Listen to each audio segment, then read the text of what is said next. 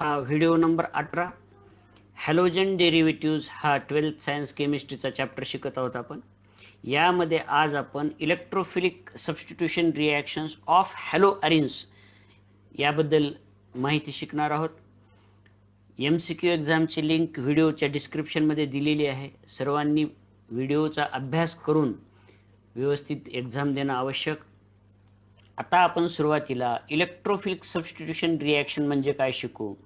की for example हा benzene आहे आणि त्याचा आपल्याला कन्व्हर्शन क्लोरोबेन्झीनमध्ये करायचं असेल तर आपण पाहिलं की ह्या अशा तऱ्हेनं ही रिॲक्शन होते.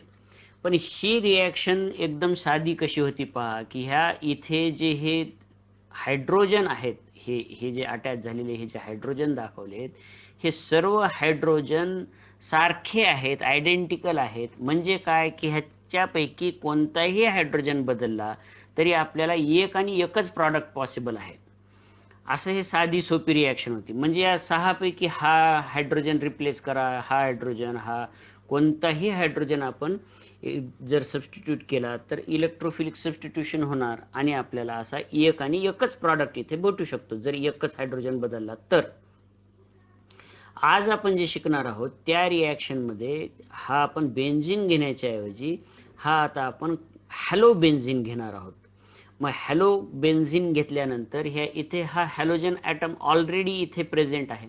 हे ऑलरेडी इथे हा हॅलोजन ॲटम प्रेझेंट असल्यामुळे हा जो ॲटम इथे ऑलरेडी प्रेझेंट आहे बेन्झीन रिंगवर, त्यामुळे काय समस्या निर्माण झाली की जे हे उरलेले जे 5 हायड्रोजन आहेत, हे उरलेले 5 हायड्रोजनचे प्रकार पाडू शकतो आपण. हे सगळे सारखे नाहीत. आधीच्या एक्झाम्पलमध्ये सगळे जसे बेन्झीनच्या एक्झाम्पलमध्ये आयडेंटिकल होते तसे हे आयडेंटिकल नाहीत. मग आपण ह्यांना नावं पण ठेवले होते की ज्याला अटॅच झाले त्या पोझिशनला, की हे जे 2 हायड्रोजन अटॅच झाले त्या कार्बनला आपण ऑर्थो पोझिशन्स म्हणतो. हे कुठून पाहायला सुरुवात केली आपण, जर ह्या कार्बनपासून ह्या कार्बनला, ज्या कार्बनला आपला हा हॅलोजन अटॅच झालाय त्या कार्बनला रेफरन्स गृहीत धरून जर आपण पाहायला सुरुवात केली तर इथून दोन्ही साईडनी निघाल्यानंतर जे पहिल्यांदा भेटतात त्याला आपण ऑर्थो पोझिशन म्हणतो.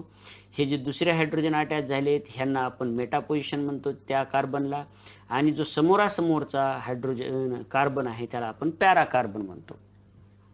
अशा तऱ्हेनं आपल्याला 3 प्रकारचे हायड्रोजन इथे दिसायला लागलेत. मग आता आपल्याला समस्या की ह्यापैकी कोणता एक हायड्रोजन आपण सबस्टिट्यूट करावा. मग हे सबस्टिट्यूट करण्याचं काम, कोणता हायड्रोजन सबस्टिट्यूट करावा हे सांगण्याचं काम हे इथे पूर्वीच जो ॲटम किंवा ग्रुप आहे ते सांगते. पहा की हा हॅलोजन ॲटम आता आपल्याला सांगेल किंवा इतर एक्झाम्पलमध्ये तिथे जो कोणी प्रेझेंट आहे तो, की आता ह्या हायड्रोजनपैकी कोणता हायड्रोजन आपण सबस्टिट्यूट करणार.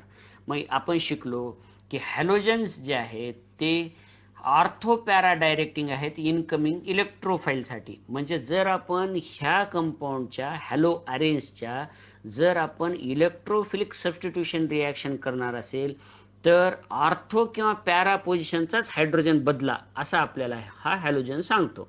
मग आपण हे क्लोरीन घेतला, त्याची रिॲक्शन केली तर हे इथे असे 2 प्रॉडक्ट तयार झाले. पहा की हे 2 प्रॉडक्ट वेगळे वेगळे. हा प्रॉडक्ट केव्हा तयार झाला, जर आपण पॅरा पोझिशनचा हायड्रोजन बदलला, आणि हा केव्हा तयार होईल, हा जेव्हा ऑर्थो पोझिशनचा हायड्रोजन बदलला तर. मग यापैकी एक मेजर एक मायनर वगैरे आपण शिकू. आता आपण ह्या रिॲक्शनला इलेक्ट्रोफिलिक सबस्टिट्यूशन रिॲक्शनच का म्हणायचं ते शिकूया. की या इथे पाहूया आपण की हे कार्बनला ह्या इथे हॅलोजन जोडलेला दाखवला, हा पर्टिक्युलर बॉन्डवर. आता लक्षात द्या की या दोघांमध्ये हॅलोजन हा मोर इलेक्ट्रोनिगेटिव्ह, म्हणून हॅलोजनवर निगेटिव्ह चार्ज, कार्बनवर पॉझिटिव्ह चार्ज.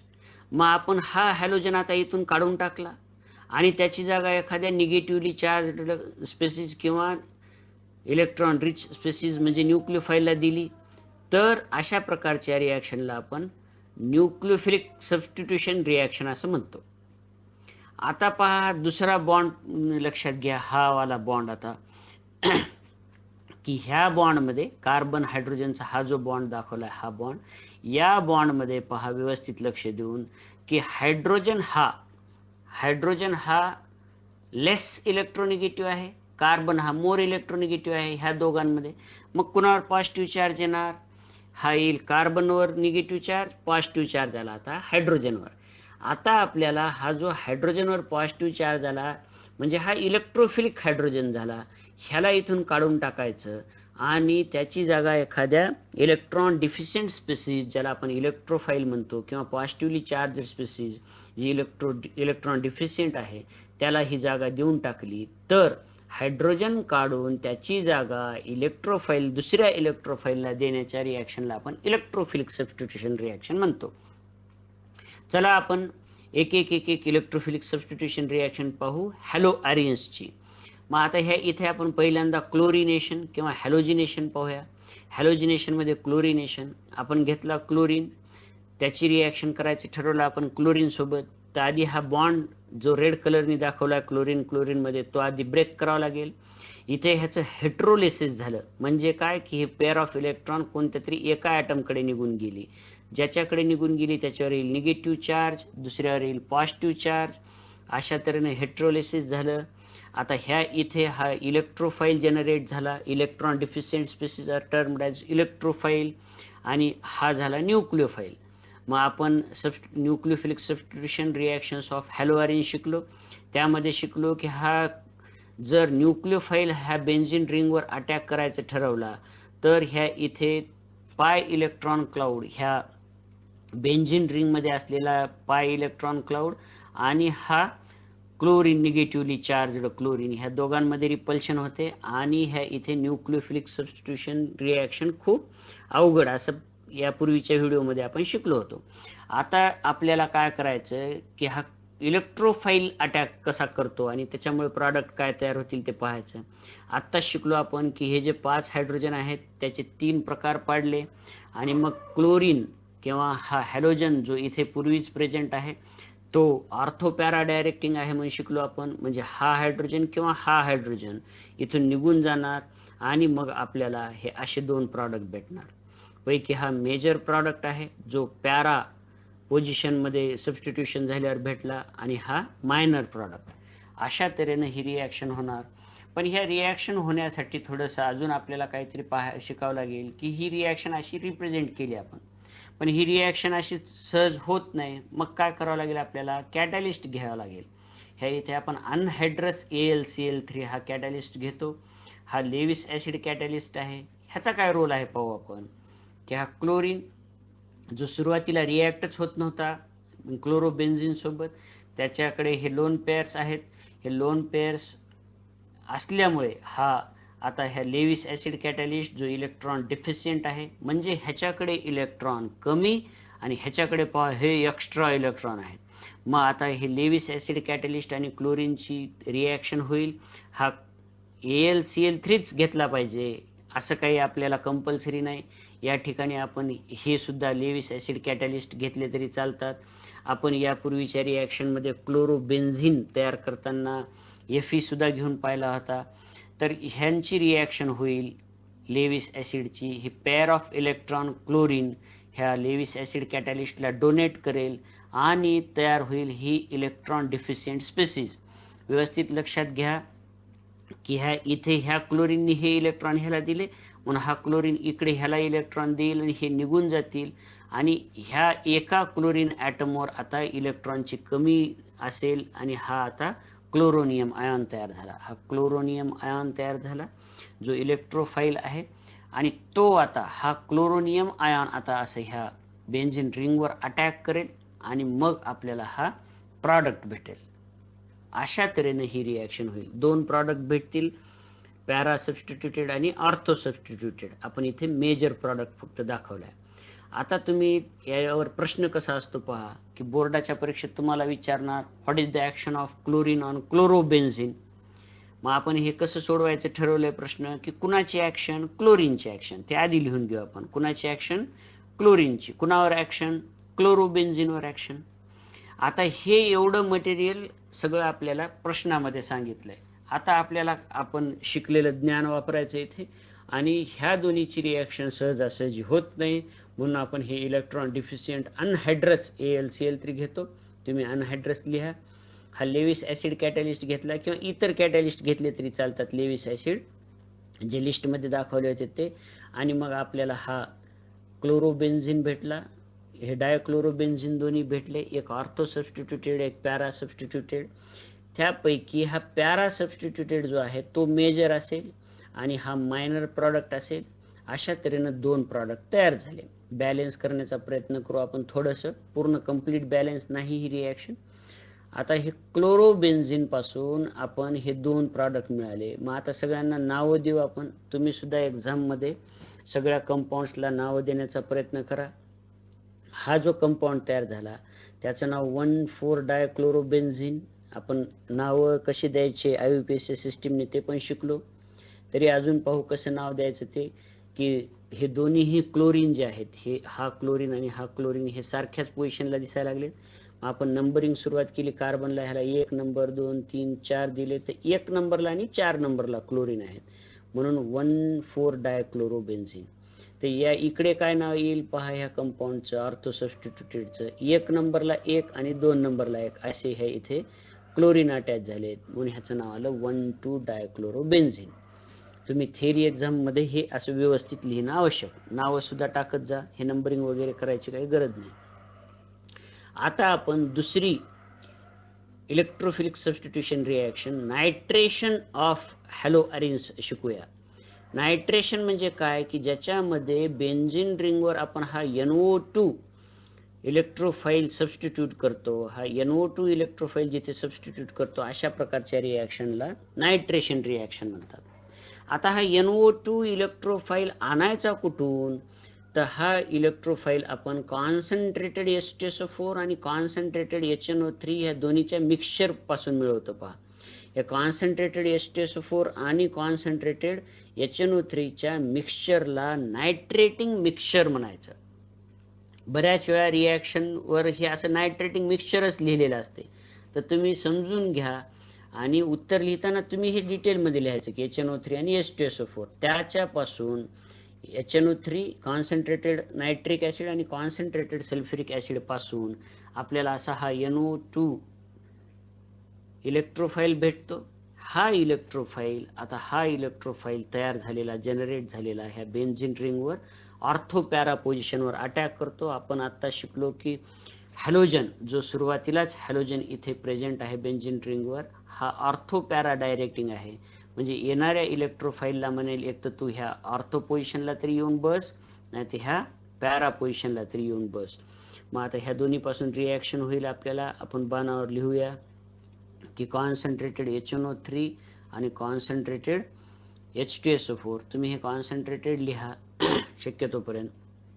आणि मग आता अशा तऱ्हेनं रिॲक्शन होईल आणि आपल्याला हे दोन प्रॉडक्ट भेटतील. इथे सुद्धा एक मेजर प्रॉडक्ट, एक मायनर प्रॉडक्ट.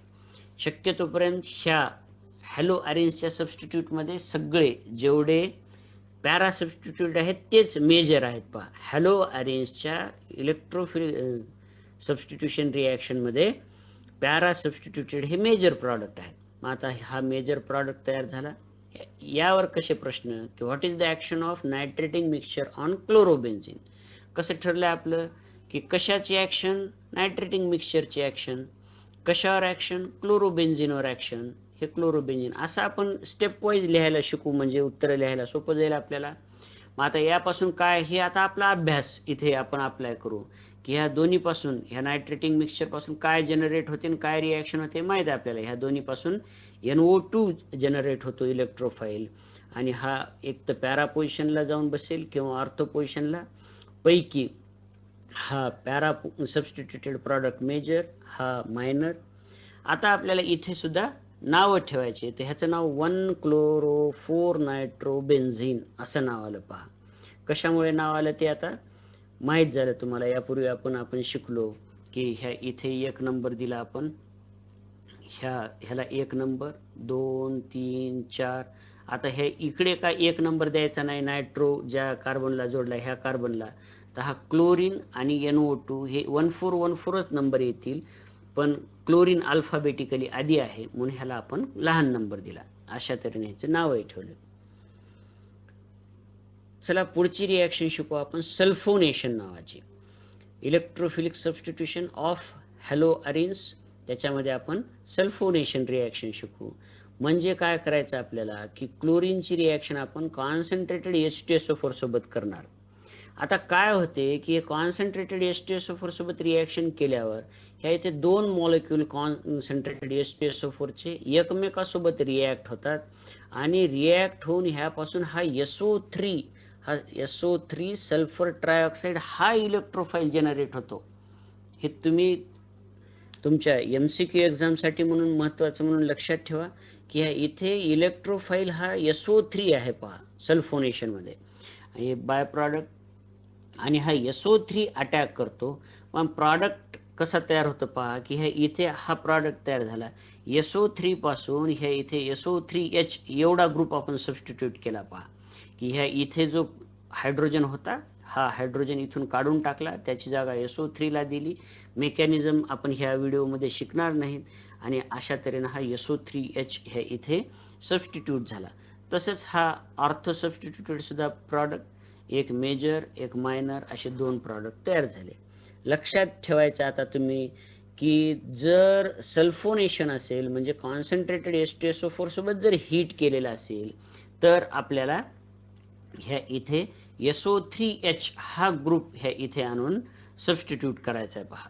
मग यावर प्रश्न, what is the action of concentrated H2SO4 on chlorobenzene. मग कुणाची ऍक्शन? H2SO4 ची ऍक्शन. कुणावर ऍक्शन? क्लोरोबेन्झिनवर ऍक्शन. मग आता आपल्याला हे लिहायचं, हे रिॲक्शन सगळ्या हीट करायचं आहे. आपण हे दाखवायचं विसरले माझं. क्लोरोबेन्झिन ची ऍक्शन H2SO4 सोबत हे हीट केल्यानंतर आपल्याला हा असा पॅरा सबस्टिट्यूटेड आणि ऑर्थो सबस्टिट्यूटेड असे दोन प्रॉडक्ट भेटतील. पैकी हा मेजर हा मायनर. आता आपल्याला याचं सुद्धा नाव ठेवायचं. तर ह्याचं नाव ठेवताना लक्षात घ्या की ह्या कंपाऊंड मध्ये हा जो आहे पार्ट, हा दाखवलेला हा जो आता पार्ट आहे हा पार्ट हा प्रिन्सिपल पार्ट, मेजर पार्ट. मग ह्या पार्ट वरून नाव ठेवायचं. ह्याचं नाव आहे पहा बेन्झीन सल्फोनिक ऍसिड. हा जो कंपाऊंड दिसायला लागला आता त्याचं नाव बेन्झीन सल्फोनिक ऍसिड. मग आपल्याला ह्याचं नाव बेन्झीन सल्फोनिक ऍसिडचा डेरिव्हेटिव्ह म्हणून ठेवायचंय. मग आता काय करणार आपण की हा क्लोरीन कुठे अटॅच झालाय. जर असं आपण यापूर्वी शिकलो होतो की टोलिन म्हणून नाव ठेवायचं असेल किंवा असं बेन्झीन सल्फोनिक ऍसिड म्हणून नाव ठेवायचं असेल तर ज्या कार्बनला हा फंक्शनल ग्रुप अटॅच झालाय, कोणता? हा मेन प्रिन्सिपल फंक्शनल ग्रुप, त्या कार्बनला आपण 1 नंबर देणार. ह्या इथे कुणाला 1 नंबर देणार? ह्या कार्बनला. आणि मग आपण पुढे जाणार की हा 2, 3 आणि मग 4 नंबरला क्लोरीन अटॅच झालाय म्हणून ह्याचं नाव आलं 4 क्लोरो बेन्झीन सल्फोनिक ऍसिड. हे बेन्झीन सल्फोनिक ऍसिड हे एवढ्या तुकड्याचं नाव पहा. ह्या एवढ्या तुकड्याचं नाव बेन्झीन सल्फोनिक ऍसिड. मग आता या पुढच्या कंपाऊंडचं नाव काय येईल ते तुम्ही ठेवा प्रयत्न करून. आणि मग काय आलं नाव? 2 क्लोरो, हे इथे आर रिपीट झाले, 2 क्लोरो बेन्झीन सल्फोनिक ऍसिड. शक्यतोपर्यंत बोर्डाच्या परीक्षेमध्ये सुद्धा तुम्ही हे नाव सुद्धा देण्याचा प्रयत्न करा. ह्या इथे सुद्धा ह्या कंपाऊंड स्टार्टिंग मटेरियलचं सुद्धा नाव तुम्ही हे क्लोरोबेन्झीन वगैरे ठेवणं आवश्यक. या पूर्वीच्या व्हिडिओमध्ये आपण एक छान रिॲक्शन शिकलो होतो. काय शिकलो होतो की what is the action of sodium metal on methyl chloride and chlorobenzene. मग हे मिथिल क्लोराइड आणि क्लोरोबेन्झीनच्या मिक्सचरवर ह्याची ऍक्शन काय होते सोडियम मेटलची, हे शिकलो होतो आपण. मग शिकलो की आपण हे एवढा पार्ट निघून जातो, हा असा टोलिन भेटला होता पहा आपल्याला. या रिॲक्शनला आपण वुड्स फिटिक रिॲक्शन म्हटलं होतं. आठवून पहा. या रिॲक्शन तुम्हाला आल्याच पाहिजे, हे सगळे आपण यापूर्वीच्या शिकलेल्या. आता पहा गंमत की हाच क्लोरोबेन्झीन घेतला आपण, हा क्लोरोबेन्झीन ह्या इथे आहे तोच घेतला आणि हा मिथिल क्लोराइड पण घेतला. म्हणजे इथे जे हे दोन स्टार्टिंग मटेरियल आहेत तेच स्टार्टिंग मटेरियल इथे पण घेतले. पण यापूर्वीच्या वुड्स फिटिक रिॲक्शन मध्ये या दोन्हीची रिॲक्शन आपण सोडियम मेटल सोबत केली होती इन प्रेझेन्स ऑफ ड्राय इथर. आता आपण या दोघांची रिॲक्शन, तेच मटेरियल आहेत, स्टार्टिंग मटेरियल तेच, पण यांची रिॲक्शन आपण ह्या लेविस ऍसिड कॅटॅलिस्टच्या प्रेझेन्स मध्ये अनहायड्रस AlCl3 च्या प्रेझेन्स मध्ये करणार आहोत. मग यांच्या प्रेझेन्स मध्ये जर रिॲक्शन केली तर प्रॉडक्ट पाहिला तर हा असा भेटला. अरे इथे तर वेगळा प्रॉडक्ट भेटला. म्हणजे रिॲक्शन कंडिशन जर तुम्ही बदलल्या तर प्रॉडक्ट बदलतात. आणि ह्या इथे आपल्याला हा प्रॉडक्ट भेटला की जो सबस्टिट्यूटेड प्रॉडक्ट आहे, ह्या इथे हा सबस्टिट्यूशन रिॲक्शननी प्रॉडक्ट भेटला आपल्याला की इथे पॅरा सबस्टिट्यूटेड, इथे ऑर्थो सबस्टिट्यूटेड. अशा प्रकारच्या रिॲक्शनला जर हॅलो आरिन घेतले आणि अल्किल हॅलाइड घेतले आणि त्याची रिॲक्शन जर ह्या लेविस ऍसिड कॅटॅलिस्टच्या प्रेझेन्समध्ये केली तर ह्या रिॲक्शनला फिडेल-क्राफ्ट अल्कायलेशन म्हणायचं. का बरं फिडेल-क्राफ्ट अल्कायलेशनच म्हणायचं? कारण यामध्ये आपण इथे अल्किल ग्रुप सबस्टिट्यूट केला. पहा, ह्या इथे अल्किल ग्रुप सबस्टिट्यूट केला म्हणून ह्या रिॲक्शनचं नाव फिडेल-क्राफ्ट अल्कायलेशन. फिडेल एक सूचना म्हणून लक्षात घ्या की फिडेल-क्राफ्ट रिॲक्शन ही हॅलो आरिन्स म्हणजे क्लोरोबेन्झिन, ब्रोमोबेन्झिन किंवा फक्त बेन्झिन सोबत सुद्धा होऊ शकतात किंवा इथर सोबत वगैरे वगैरे सोबत ह्या रिॲक्शन होऊ शकतात. मग ही रिॲक्शन आता आपण डिटेलमध्ये शिकूया. फिडेल-क्राफ्ट रिॲक्शन काय काय झालं पाहिलं आपण की जर हॅलो आरिन घेतला आणि त्याची रिॲक्शन अल्किल हॅलाइड सोबत केली in presence of Lewis acid catalyst तर आपल्याला हे दोन प्रॉडक्ट भेटले, ऑर्थो आणि पॅरा सबस्टिट्यूटेड. आता हे सुद्धा इलेक्ट्रोफिलिक सबस्टिट्यूशन रिॲक्शन आहे. Friedel Crafts reaction is an electrophilic substitution reaction. आता हे कशी होत असेल पाहू आपण की हा अल्किल हॅलाइड, ह्या अल्किल हॅलाइडच्या कडे सुद्धा क्लोरीन आणि त्याच्याकडे हे लोन पेअर ऑफ इलेक्ट्रॉन, हे लोन पेअर ऑफ इलेक्ट्रॉन हा इलेक्ट्रॉन डिफिशियंट लेविस ऍसिडला देऊन टाकेल. त्याच्यामुळे हा कार्बो कॅटायन तयार झाला. पहा, हा जो कार्बो कॅटायन तयार झाला तो ह्या फिडेल-क्राफ्ट रिॲक्शन मध्ये हा इलेक्ट्रोफाइल म्हणून काम करतो. पुन्हा लक्षात घ्या की फिडेल-क्राफ्ट अल्कायलेशन मध्ये कार्बो कॅटायन हा इलेक्ट्रोफाइल आहे आणि मग हा इलेक्ट्रोफाइल अटॅक करेल ऑर्थो आणि पॅरा पोझिशनवर आणि आपल्याला प्रॉडक्ट भेटेल इलेक्ट्रोफिलिक सबस्टिट्यूशन रिॲक्शनने. एक अल्किल ग्रुप आपण सबस्टिट्यूट करायला लागलो, तिथे नेऊन बसवायला लागलो म्हणून ह्याला फिडेल-क्राफ्ट अल्कायलेशन म्हणायचं. आता ही रिॲक्शन थोडीशी डिटेलमध्ये शिकूया आपण की ह्या इथे पहा की कशी कशी रिॲक्शन झाली होती ती शिकलो आपण की हा जर हा मिथिल क्लोराईड असेल तर त्याच्यापासून हा कार्बो कॅटायन तयार झाला. पण जर समजा त्याऐवजी आपण मिथिल क्लोराईडच्या ऐवजी क्लोरोबेन्झिनची ऍक्शन आपण इथिल क्लोराईड सोबत केली तर हा प्रॉडक्ट भेटेल. कसा कसा भेटला पाहूया आपण की आधी हा इथिल क्लोराईड, त्या क्लोरीन कडचे हे लोन पेअर ऑफ इलेक्ट्रॉन हे डोनेट करतील याला लेविस ऍसिड कॅटॅलिस्टला आणि त्याच्यानंतर हा असा तयार झाला. ज्या कार्बनवर पॉझिटिव्ह चार्ज आहे तो कार्बन असा हे इथे जाऊन अटॅक करेल ऑर्थो आणि पॅरा पोझिशनला आणि आपल्याला हा असा प्रॉडक्ट भेटेल. हे आपण शिकलो. आता व्यवस्थित समजून घ्या की या केसमध्ये फ्री कार्बो कॅटायन असा मस्त कार्बो कॅटायन तयार व्हायला लागलाय आणि हा तयार झालेला कार्बो कॅटायन हा मग त्या बेन्झिन रिंगवर अटॅक करायला लागलाय सबस्टिट्यूशनसाठी. मग या फ्री कार्बो कॅटायन तयार झाल्यामुळं आपल्याला काय काय गमती पाहायला भेटतात ते पाहू आपण की जर आता आपण मिथिल क्लोराईड आणि इथिल क्लोराईड पेक्षा हा जर आपण एन प्रोपिल क्लोराईड घेतला किंवा 1 क्लोरोप्रोपेन जर घेतला हा तर काय होते पहा की हा प्रॉडक्ट आपल्याला असं आपलं काय विचार काय आहेत आपले की ह्या इथला हा क्लोरीन हा निघून जाईल, त्यानंतर ह्या इथे असा पॉझिटिव्ह चार्ज येईल आणि हा कार्बन मग ह्या इथे ऑर्थो किंवा पॅरा पोझिशनला अटॅक करेल आणि हा प्रॉडक्ट भेटेल असं आपली अपेक्षा आहे म्हणून ह्याला आपण एक्सपेक्टेड प्रॉडक्ट म्हणू. पण खरं खरं असं होतच नाही, ही रिॲक्शन अशी होऊन हा प्रॉडक्टच भेटत नाही. म्हणजे काय समस्या आली इथे तर काय काय गमती जमती होतात पाहूया आपण, समजून घेऊया. तो फ्री कार्बो कॅटायन तयार झाल्यामुळे काय काय आपल्याला गमती पाहायला भेटल्या की हा 1 क्लोरोप्रोपेन आणि हा 1 क्लोरोप्रोपेन जेव्हा ह्या AlCl3 ला हे इलेक्ट्रॉन देऊन टाकेल तर इलेक्ट्रॉन देऊन टाकल्यानंतर जो कार्बो कॅटायन तयार झाला हा कार्बो कॅटायन तयार झाला. पहा, हा जो कार्बो कॅटायन तयार झाला तो प्रायमरी कार्बो कॅटायन आहे. आपण स्टॅबिलिटी ऑफ कार्बो कॅटायन आणि त्याचे टाइप्स कार्बो कॅटायनचे शिकलो यापूर्वीच्या व्हिडिओमध्ये. पुन्हा एकदा सूचना की हे सर्व व्हिडिओ तुम्ही सिक्वेन्सनी पाहिले तरच तुम्हाला व्यवस्थित समजून येईल काय चाललंय ते. मग आता हा जो प्रायमरी कार्बो कॅटायन आहे तो लेस स्टेबल असतो. आता काय होईल की आपण ह्याच प्रायमरी कार्बो कॅटायन थोडेसे वेगळ्या पद्धतीने दाखवला. इथे 2 हायड्रोजन होते ते खाली हायड्रोजन दाखवला आपण. या इथे काय होते की हा एक हायड्रोजन शेजारील कार्बन, ज्या कार्बनवर पॉझिटिव्ह चार्ज आहे त्या कार्बनच्या शेजारील कार्बनवरून एक हायड्रोजन उडी मारून इकडे येतो, ह्याला 1 to हायड्राइड शिफ्ट म्हणतात. तेव्हा हा हायड्रोजन इकडे उडी मारून येईल, ह्याला 1 to हायड्राइड शिफ्ट म्हणायचं. म्हणजे एका कार्बनवरून लगेच बाजूच्या कार्बनवर हा हायड्रोजन जाईल आणि त्याला 1 to हायड्राइड शिफ्ट होईल. त्यावेळी हा जो पॉझिटिव्ह चार्ज आहे तो पॉझिटिव्ह चार्ज पण आता इकडे शिफ्ट होईल. पहा, हायड्रोजन इकडे आला आणि पॉझिटिव्ह चार्ज तिकडे गेला. का बरं हे असं झालं असेल?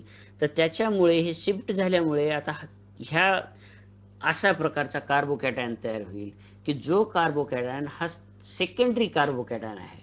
पुन्हा एकदा समजून घ्या, हा हायड्रोजन इकडे ट्रान्सफर झाला आणि 1 to हायड्राइड शिफ्ट झाल्यानंतर हा पॉझिटिव्ह चार्ज इकडे शिफ्ट झाला आणि हा कार्बोकॅटायन तयार झाला. पहा, आता पहा, हा सेकंडरी कार्बोकॅटायन आहे विच इज मोर स्टेबल. मग अशा तऱ्हेनं फ्रिडल क्राफ्ट रिॲक्शन होताना जर रिॲक्शन आपण AlCl3 सोबत केली, अनहायड्रस AlCl3 सोबत ह्या अल्किल हॅलाइडची, तर रिॲक्शन होताना हा जो मध्येच कार्बोकॅटायन तयार झाला तो कार्बोकॅटायन स्वतःला रिअरेंज करील आणि लेस स्टेबल पासून मोर स्टेबल कडे, हा जो प्रायमरी कार्बोकॅटायन होता तो लेस स्टेबल, हा लेस स्टेबल कडून मोर स्टेबल कडे, हा मोर स्टेबल कडे त्याचे प्रवास होईल आणि आपल्याला हा मोर स्टेबल कार्बोकॅटायन भेटेल. आणि मग हा मोर स्टेबल जो कार्बोकॅटायन भेटला त्याचा जो कार्बन हा पॉझिटिव्ह चार्ज होल्ड करतो तो कार्बन आता ह्या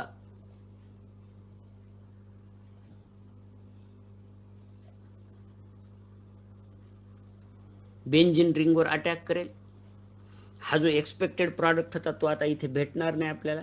आणि मग ह्या क्लोरोबेन्झिनच्या ह्या कार्बनवर पॅरा आणि ऑर्थो पोझिशनवर दोन्ही, आपण या इथे फक्त पॅरा प्रॉडक्ट दाखवू, हा कार्बन इथे ज्याच्यावर पॉझिटिव्ह चार्ज आहे तो असा इथे अटॅक करेल आणि आपल्याला त्याच्यापासून हा असा प्रॉडक्ट भेटेल.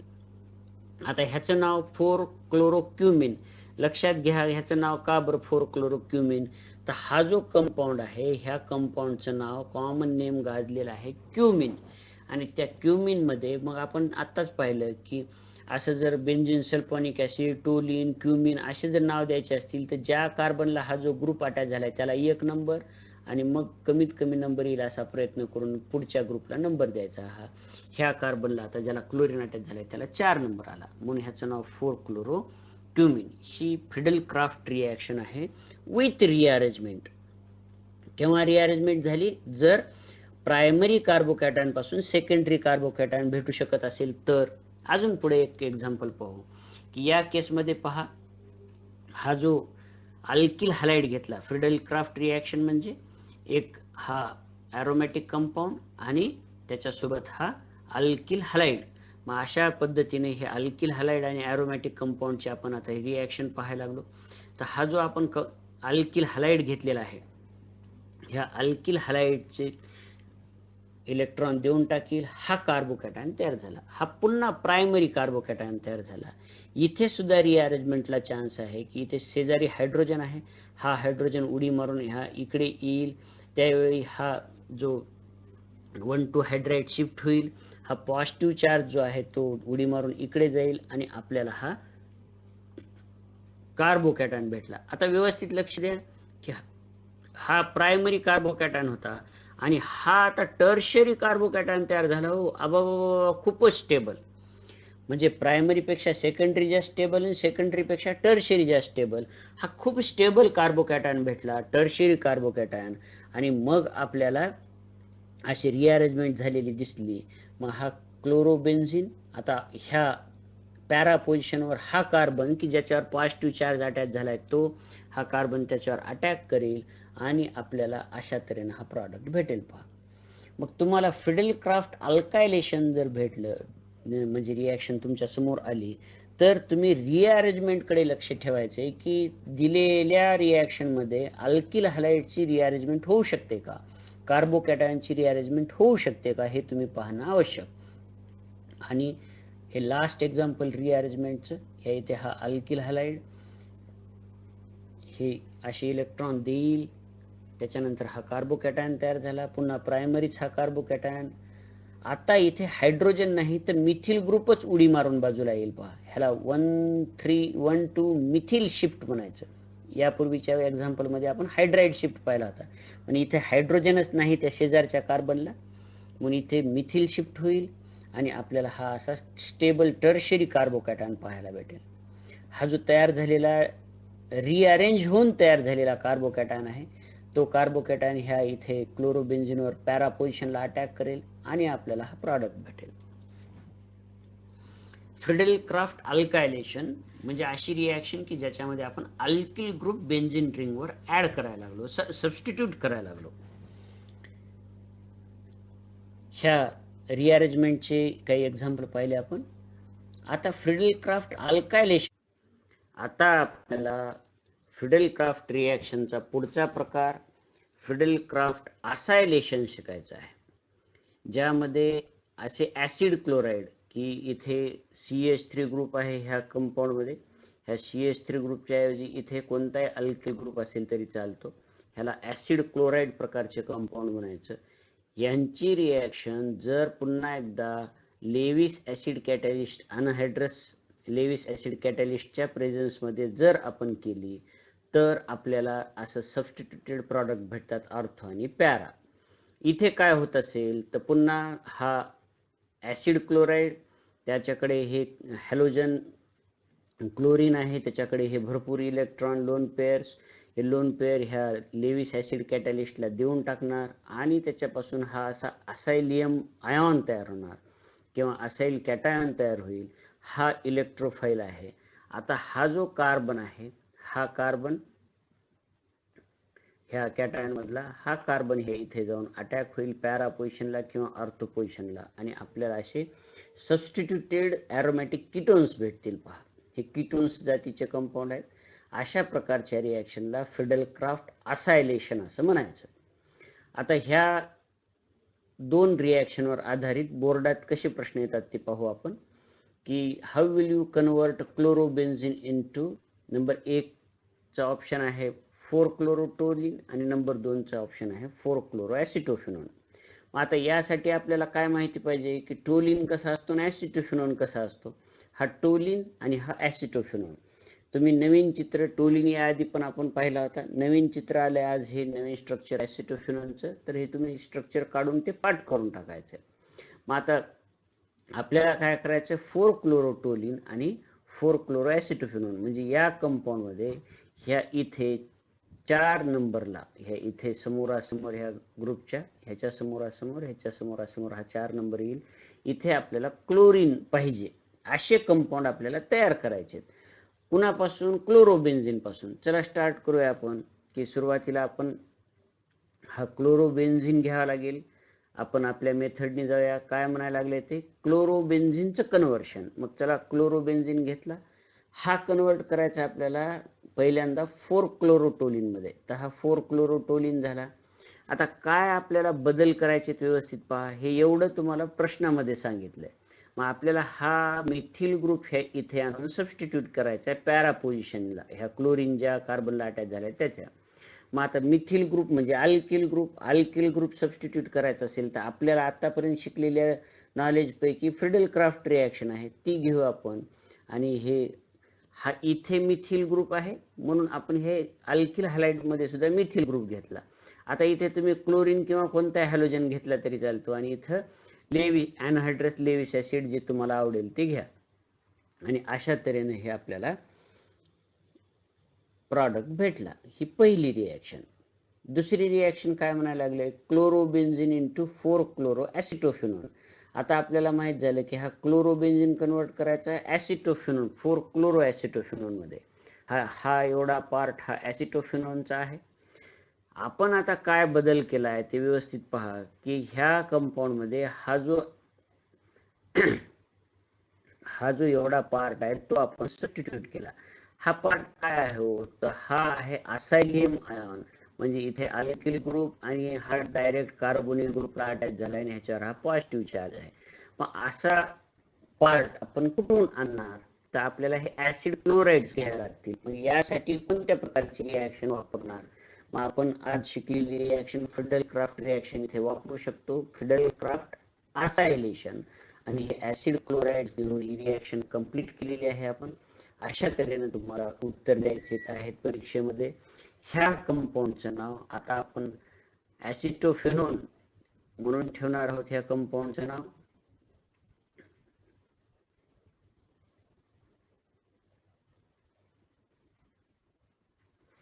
हा 4-क्लोरोऍसिटोफेनॉल असा हा कंपाऊंड तयार झाला. अशा पद्धतीनं 12th सायन्स केमिस्ट्रीचा हॅलोजन डेरिव्हेटिव्ह हा 10th चॅप्टर आपण 18 व्हिडिओज मध्ये कंप्लीट केलेला आहे. तुम्ही सर्वांना सूचना की सर्व व्हिडिओ हे सिक्वेन्सनी पहा आणि MCQ परीक्षेची लिंक डिस्क्रिप्शन मध्ये व्हिडिओची दिलेलीच आहे, तर तुम्ही ती परीक्षा देणं अत्यंत आवश्यक आहे.